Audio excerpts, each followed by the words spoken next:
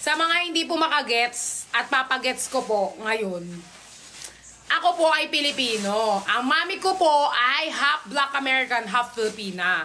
Ang daddy ko po, hindi ko po alam, Your Honor, kung nag-i-exist pa siya. Pero kasi sa birth certificate ko, NA siya. Pero based on my grandma, sabi daw Filipino. So, I'm a Filipino citizen, okay? Pero meron akong half na Black American. Pero may citizenship ako sa Pilipinas, okay? At saka, huwag nyo nang pag-awayan ang spy, be. Dahil Pilipino talaga ako, be. Dahil sinurrender ko na ang kifay ko sa Pilipinas.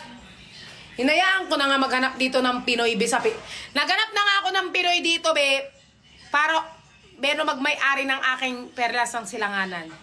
Pero dahil hindi tayo makahanap, ibibigay na lang natin ang perlas ng silanganan sa Pilipinas. Lagyan nyo ng zone rocks yan. Lagyan nyo ng zone rocks. Tama ba naman ba doon sa may kwarto? Bakit bawal? Sigsabi. Sabi niya ito.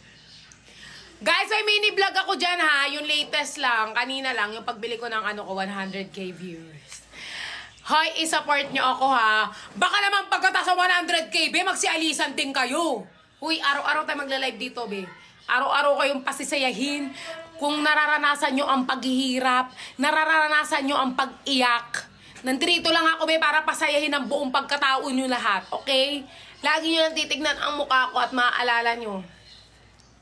Ayan. Ginagalit nyo ang princess. Oo nga. Dapat nga princess treatment kayo ngayon kasi 100k followers ako. I-princess treatment nyo ako, be. Pero mas masaya kayo pag, kapag sinisigawan ko kayo, eh.